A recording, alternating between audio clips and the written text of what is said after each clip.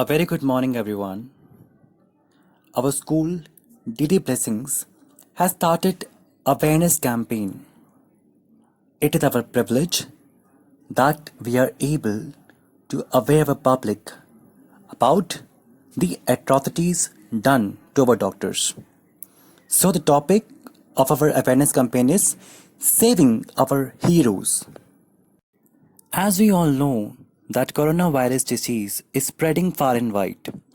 At this time, our life saviors are putting their heart and soul in saving lives of thousands of general public. At this time of need, they are begetting a new life to the vulnerable victims of the disease.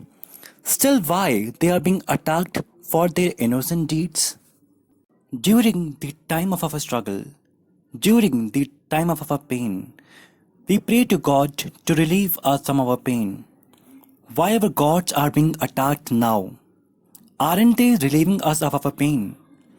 Aren't they saving us from the first disease? Why doctors are being attacked nowadays? Such horrendous acts against our doctors are a shame. It becomes our duty to protect our heroes who are battling with this disease to save us and our lives. It becomes our duty to repay them now. Report says that doctors have been spat at and chased away from homes, and that in one case, patient directed abusive and vulgar languages towards female nurses. There are several reports. Several healthcare workers in India have been attacked as they battle to stop the spread of coronavirus. Some physicians and their families have also been ostracized by their neighbors because of their exposure to patients infected with COVID-19. Nirmalde Mahapatra, a senior doctor at a public hospital in New Delhi, said, "We are not scared of infections. We were mentally prepared for that as an occupational hazard. But getting beaten up, that was not something we were mentally prepared for." The central government has brought an ordinance to end violence against health workers. It carries imprisonment from 6 months to 7 years if anyone is found guilty.